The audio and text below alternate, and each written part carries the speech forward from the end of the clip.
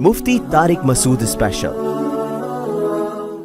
मियाँ बीवी का वीडियो कॉल पर एक दूसरे का बरहना जिस्म देखना, ये सवाल अगरचे हया के ख़िलाफ़ है लेकिन बहुत ज़्यादा पूछा जाता है ये सवाल, तो इसलिए मैं बयान कर रहा हूँ। मैं सऊदी अरब में रहता हूँ, मेरी ज़ौजा पाकिस्तान में रहती हैं, हम वीडियो कॉल करते हैं, तो अगर वीडियो कॉल में हम एक दूसरे का जिस्म देखें तो क्या ये जायज़ है या नहीं, इसमें कोई गुनाह तो नहीं है? एक साहब ने पूछा है सऊदी अरब से। ये सवाल बहुत सारे लोग पूछते हैं कि मियाँ बीवी एक दूसरे से दूर होते हैं, उनमें एक शहवत पैदा हो चुकी होती है, ख्वाहिश भड़क रही होती है, तो अपनी ख्वाहिश की तकमील के लिए फिर शौहर अक्सर मुतालबा ये शौहरों की तरफ से होता है, वो बीवी को बेलिबास होने का कहते हैं। तो देखें, जायज़ तो है, मियाँ बीवी एक दूसरे को देख सकते हैं, एक दूसरे से फ़ायदा उठा सकते हैं, अल्लाह ने एक दूसरे के लिए हलाल किया है। लेकिन मसला ये है कि जब वो फ़िज़िकली एक दूसरे से इतना दूर हैं तो इससे फ़ायदा क्या होगा? इससे तो और शहवत भड़केगी, और उसको पूरा कैसे करेंगे? सऊदी अरब में एक आदमी बैठकर अपनी बीवी को स्काइप पे देख रहा है, न्यूड हालत में देख रहा है, तो जज्बात भड़केंगे ना इससे। अब वो जज्बात की तकमील कैसे होगी? या तो वो हाथ के ज़रिए अपनी तकमील करेंगे, ये भी हराम है, या वो शौहर जब एक दिमाग उसका ख़राब होगा तो इधर उधर ज़िना की तरफ माइल होगा। बीवी करीब में होती तो चलो अपनी ख्वाहिश उससे पूरी कर लेता, वो तो फिर एक दूसरे की ख्वाहिश को भड़काने के लिए कुछ भी तरीका इख्तियार करें वो जायज़ है, लेकिन दूर हैं तो वो ख्वाहिश भड़का के उसकी तकमील कैसे होगी? तो इसलिए ये इस सवाल का जवाब मैं उन्हीं लोगों से पूछता हूँ जो ये अमल करते हैं। तो हाथ के ज़रिए अपनी ख्वाहिश पूरी करना भी हराम है, अपने हाथ के ज़रिए अपनी ख्वाहिश पूरी ये भी हराम है, और ज़िना करना भी हराम है, तो ये सब चीज़ें तो हराम है। तो मियाँ बीवी तो एक दूसरे को देख सकते हैं बरहना हालत में, उसमें कोई गुनाह नहीं है, लेकिन ये कि ये चीज़ जो आगे शहवत भड़केगी उसकी तकमील कैसे होगी, तो वो हराम तरीके से उसकी तकमील जायज़ नहीं है। तो अगर मियाँ बीवी सब्र कर लें कि भाई शौहर को तो चाहिए कि जब बीवी से दूर रहता है तो अपनी ख्वाहिशात को ठंडा करने के तरीके इस्तेमाल करे वो, ताकि मेरी ख्वाहिशात भड़के नहीं और मैं हराम की तरफ ना जाऊँ। दूसरा मसला ये कि इंटरनेट पर जब इस तरह से आप करते हैं तो फ़ी नफ्सी ही एक चीज़ जायज़ है। मैंने बताया कि नाजायज़ होने की कोई दलील नहीं है, लेकिन इसमें जो हमने माहिरीन से सुना है कि इंटरनेट की जो वीडियोज़ हैं वो लीक भी हो सकती हैं, वो हैक भी हो सकती हैं, आपके अकाउंट हैक हो सकता है, तो उसमें ऐसा ना हो कोई हैक करके फिर ब्लैकमेल करे और आपकी इज़्ज़त का जनाजा निकाले। तो इंटरनेट पर इस तरह की हरकतें, बहरहाल इज़्ज़त भी दाव में लगने का इससे ख़तरा होता है, तो इसमें एहतियात बहरहाल ज़रूरी है। बॉडी बिल्डिंग मुकाबलों में हिस्सा लेना। हमारे यहाँ बॉडी बिल्डिंग के मुख्तलिफ़ किस्म के मुकाबले होते हैं। इसमें पैंट को नाफ से थोड़ा नीचे से पहनना होता है और वो घुटने तक होती है, तो क्या इसमें हिस्सा ले सकता हूँ या नहीं? मोहम्मद रफ़ीउद्दीन, इंडिया से। देखें, नाफ से लेके घुटने तक का जो हिस्सा है ये सतर में दाखिल है, इसका छुपाना फ़र्ज़ है। इलाज मुआलजे की नीयत से तो डॉक्टर के सामने एक मजबूरी में खोलने की मजबूरी की हद तक गुंजाइश है, ये मुकाबले कोई शरई मजबूरी तो नहीं है ना, लेकिन नाफ सतर में दाखिल नहीं है, तो नाफ के नीचे से जो एरिया है और घुटने समेत ये इलाका सतर में दाखिल है, इसको छुपाना बहरहाल फ़र्ज़ है। तो अगर आप इस तरह से मुकाबलों में हिस्सा लेते हैं कि नाफ तो खुली है लेकिन आगे नाफ से नीचे का जितना एरिया घुटने तक, घुटने समेत वो अगर ढका हुआ है, तो फिर इंशाअल्लाह कोई गुनाह नहीं होगा। दीनदार लड़कियों के रिश्तों के मसाइल, वालिदैन की क्या ज़िम्मेदारी है? एक दीनदार घराने की लड़की है जिसकी उम्र 30 साल है, वालिदैन को कोई मुनासिब रिश्ता नहीं मिल रहा, जिसकी वजह से वो मजबूर होकर अपने कज़न को पसंद करने लगी है, लेकिन वालिदैन इस पर भी राज़ी नहीं है, जिसकी वजह से वो लड़की मुख्तलिफ़ बीमारियों और डिप्रेशन का शिकार हो चुकी है। इस बारे में रहनुमाई फ़रमाएँ कि जो वालिदैन मामूली बातों की वजह से रिश्ते पर राज़ी नहीं होते और बेटियों की उम्रें निकल रही होती हैं, इनके बारे में क्या हुक्म है? नीज़ क्या ऐसी लड़कियां अपने वालिदैन पर बोझ बनने के बजाय इनकी इजाज़त के बगैर अपना खुद निकाह कर सकती हैं या नहीं?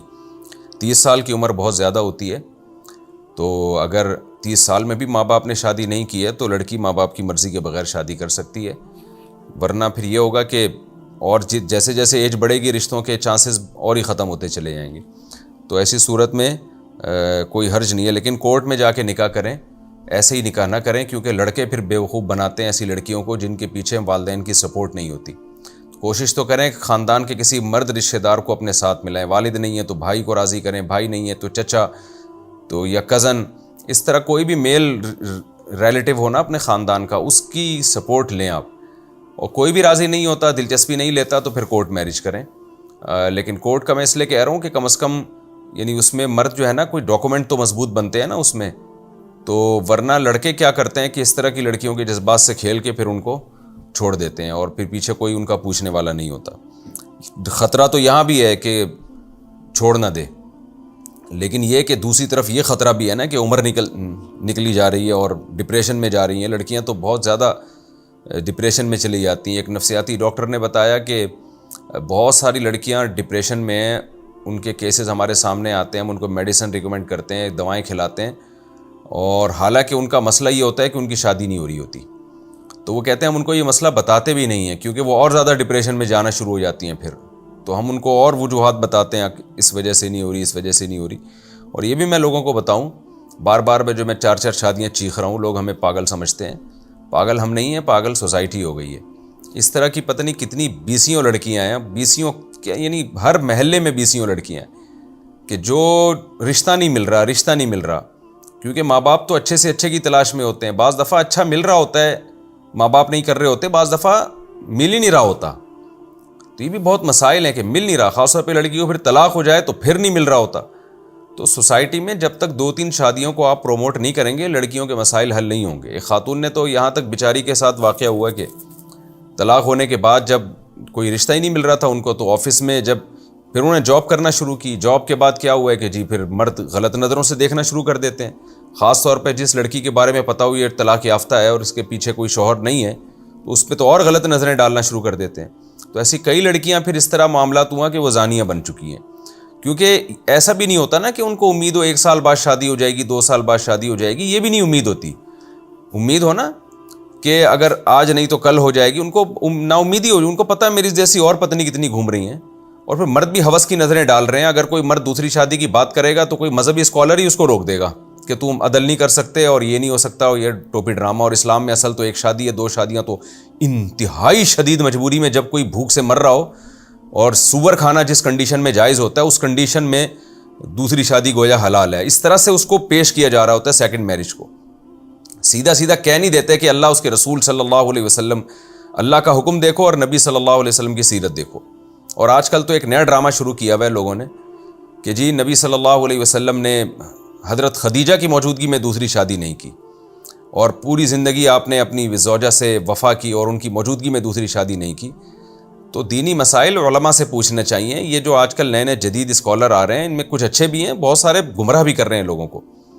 تو نبی صلی اللہ علیہ وسلم نے حضرت خدیجہ کی موجودگی میں جو دوسری شادی نہیں کی، اس کی وجہ حضرت خدیجہ سے وفا نہیں ہے، اس کی وجہ یہ ہے کہ ابتدائی اسلام میں تو بہت سارے شرعی کام آپ نے جو کام یعنی جو شریعت نے حکم ہی نہیں دیے ان کے، ابتدائی اسلام میں تو حج بھی نہیں تھا، ابتدائی اسلام میں تو رمضان کے روزے بھی نہیں تھے، ابتدائی اسلام میں تو زکوٰۃ بھی نہیں تھا، تو ابتدائی اسلام میں دوسری شادی بھی کی بھی ترغیب نہیں تھی۔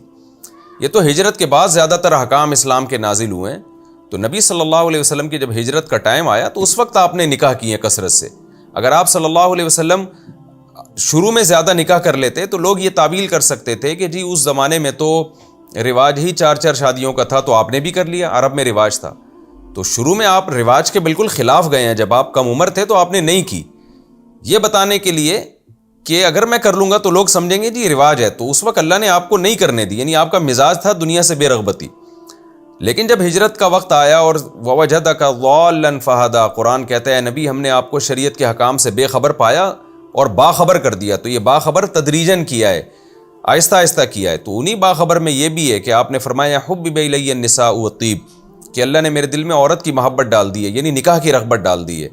تو پھر آپ صلی اللہ علیہ وسلم کو نکاح کی رغبت ہوئی ہے، حالانکہ اب آپ کی عمر زیادہ ہو گئی تھی، تو اس کے باوجود آپ نے کثرت سے نکاح کیے۔ اور قرآن کیا کہہ رہا ہے؟ لَقَدْ كَانَ لَكُمْ فِي رَسُولِ اللَّهِ أُسْوَةٌ حَسَنَةٌ، تمہارے لیے پیغمبر صلی اللہ علیہ وسلم کی سیرت میں بہترین نمونہ موجود ہے۔ تو سیرت میں شروع کا وقت دیکھا جائے گا نبی کا، یہ آخری زندگی دیکھی جائے گی۔ تو حقیقت یہ ہے کہ اس چیز سے تو ہمیں اور زیادہ موٹیویشن ملنی چاہیے کہ جب آپ صلی اللہ علیہ وسلم نو عمر تھے، جوان تھے، اس وقت آپ نے دوسری نہیں کی، جب عمر زیادہ ہو گئی تو پھر دوسری کی ہے۔ تو یہ بتانے کے لیے کہ اسلام میں اتنی ترغیب ہے کہ میری عمر 50 سے اوپر ہو چکی ہے اور میں کثرت سے نکاح کر رہا ہوں، تو جوان لوگوں کو تو اور زیادہ اس میں رغبت ہونی چاہیے، جوان لوگوں کو تو کم عمری میں یہ کام کرنا چاہیے کہ جب نبی صلی اللہ علیہ وسلم کو نکاح کی حاجت نہیں رہی اس وقت آپ کثرت سے نکاح کر رہے ہیں، تو جس کو نکاح کی حاجت ہو اس کو تو اس وقت اور زیادہ کثرت سے شادی کرنی چاہیے، نکاح کرنے چاہیے۔ تو نبی صلی اللہ علیہ وسلم کی جب بھی کوئی عمل ہمارے سامنے آئے گا نا، تو شروع کا عمل آئے اور آخر کا عمل آئے، تو پوری امت کا اتفاق ہے کہ آخری عمل کو لیا جائے گا۔ تو آخری عمل آپ صلی اللہ علیہ وسلم کا نکاح کی کثرت والا تھا، نکاح کی قلت والا عمل، کمی والا عمل شروع کا تھا، تو وہ عمل نہیں لیا جائے گا، وہ عمل لیا جائے گا جو بعد میں ہوا ہے۔ یہی وجہ ہے کہ جن صحابہ کا حالت اسلام میں زیادہ وقت گزرا ہے ان کے آپ کو نکاح ان کے زیادہ نظر آئیں گے، ان کی شادیاں زیادہ نظر آئیں گی آپ کو۔ اور پھر اہم ترین بات یہ ہے کہ اگر یہ حضرت خدیجہ سے وفا تھی تو آپ صلی اللہ علیہ وسلم کو کیا امی عائشہ سے کم محبت تھی؟ کتنے فضائل حضرت عائشہ رضی اللہ تعالی عنہ کے۔ حضرت عائشہ ان فضائل پہ فخر کیا کرتی تھی کہ میرے لحاف میں وحی آتی تھی، میری گود میں نبی صلی اللہ علیہ وسلم کی موت واقع ہوئی ہے، آخری وقت میں اللہ نے میرے لعاب کو آپ کے لعاب کے ساتھ ملایا مسواک کے ذریعے۔ تو اور جب نبی صلی اللہ علیہ وسلم سے پوچھا جاتا کہ سب سے افضل کون ہے تو آپ امی عائشہ کا حوالہ دیتے، تو کم فضائل ہیں کہ حضرت عائشہ کی کس قدر محبت تھی، اس کے باوجود حضرت عائشہ پر آپ نے اتنے کثرت سے شادیاں کی، اتنی کثرت سے نکاح کیے۔ تو یہ صاف پتہ چلتا ہے کہ اس کا محبت سے تعلق نہیں ہے، اس کا شریعت سے تعلق ہے، سوسائٹی کی نیڈ سے تعلق ہے۔ ہندوؤں نے یہاں تک لکھا ہے کہ نبی نے اتنی کثرت سے نکاح اس لیے کہ تاکہ مسلمانوں کو ترغیب دی جائے۔ تو اس لیے آپ لوگ کسی کی نہ سنیں اس بارے میں۔ ہماری سوسائٹی میں عورتیں برباد ہو رہی ہیں، خدا کی قسم زنا پھیل رہا ہے ہمارے معاشرے میں، مت سنیں کسی کی، آپ کثرت سے نکاح کریں اور ان میں کے حقوق بھی ادا کریں، عدل بھی کریں۔ اللہ میاں نے قرآن میں 2 شادیوں سے اللہ نے شروع کیا ہے کلام کو اپنے، کہ فَانْكِحُوا مَا طَابَ لَكُم مِّنَ النِّسَاءِ مَثْنَىٰ وَثُلَاثَ وَرُبَاع، 2 3 3 اور 4 4 سے کرو۔ ایک کو اللہ نے مشروط کیا ہے کہ اگر تمہیں یہ خوف ہے کہ تم حقوق نہیں پورے کر سکتے تو پھر ایک کرو۔ تو ایک شادی میں اللہ نے شرط لگائی ہے کہ کسی شخص کو اگر کوئی خوف ہے کہ وہ نہیں کر سکتا تو وہ نہ کرے، میجورٹی تو کرے گی پھر یہ کام، میجورٹی تو اس کو پروموٹ کرے گی۔ ہاں چند لوگ ایسے سوسائٹی میں ہوں گے کہ جو نہیں رکھ سکتے، بھائی 2 ان میں عدل کی طاقت ہی نہیں ہے، وہ نہ کریں۔ اس کی مثال ایسے ہے کہ حضرت قتادہ رضی اللہ رحمہ اللہ تعالی مشہور تابعی ہیں، وہ اس آیت کی تفسیر بیان کرتے ہیں کہ ان خفتم فانکحوا ما طاب لکم من النساء مثنی وثلاث ورباع، 2 2 3 3 4 4 سے نکاح کرو۔ آگے وہ کہتے ہیں کہ یہ جو قرآن میں آتا ہے نا، وہ ان خفتم اللہ تعدلوا، اگر عدل نہیں کر سکتے فواحدۃ، تو پھر ایک رکھو۔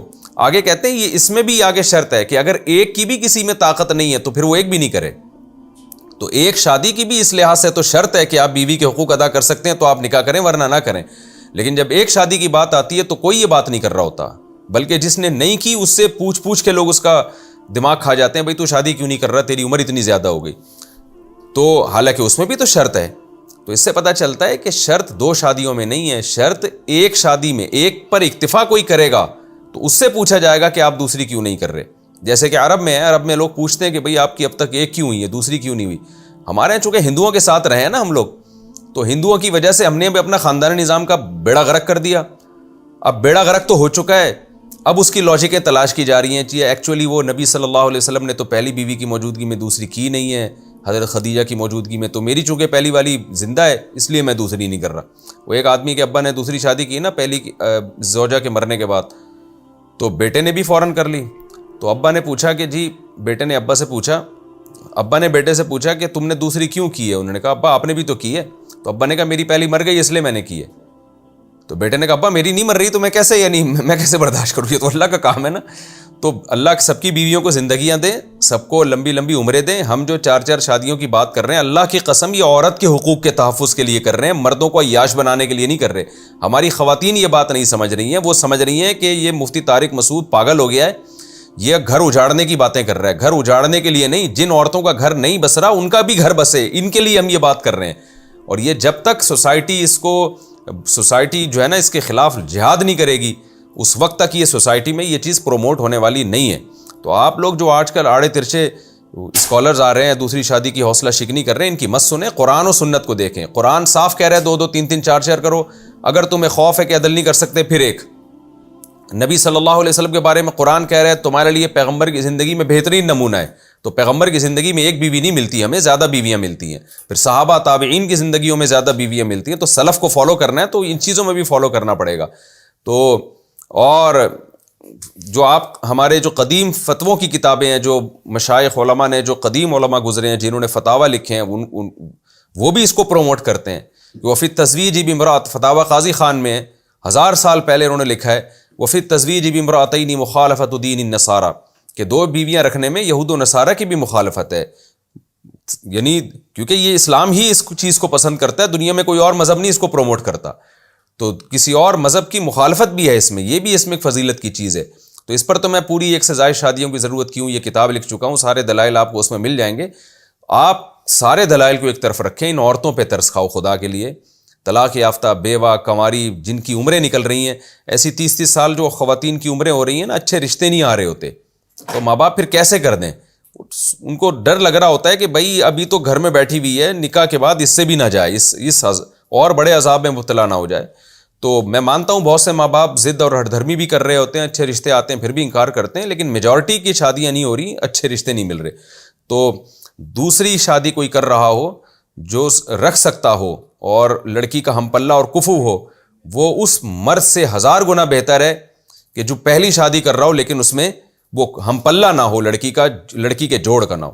اس لیے اس کو سوسائٹی میں پروموٹ کریں، ورنہ یہ اتنا سوسائٹی میں زنا پھیلے گا کہ یہ شادیاں وادیوں کا تکلف ہماری سوسائٹی سے نکل جائے گا، ماں باپ بیزار آ جائیں گے، بیٹی پیدا ہوتے ہی ایک ٹینشن ہے، سلوٹیں جیسے کہ آنا شروع ہو گئی ہیں، اور پھر یہی ہوگا کہ بھئی ایجوکیشن کو فوکس کرو، خاندان واندان گیا ایک طرف، بس کمائے کھائے اور شادی ہوتی ہے تو ٹھیک ہے، بوائے فرینڈ رکھے اس کی مرضی ہے، اصل میں معاشی سطح پہ بس اسٹیبل ہونی چاہیے، یہ سوچ سوسائٹی کی بن جائے گی جو یورپ میں ہے۔ تو اس معاشرہ آہستہ آہستہ اسی طرف جا رہا ہے۔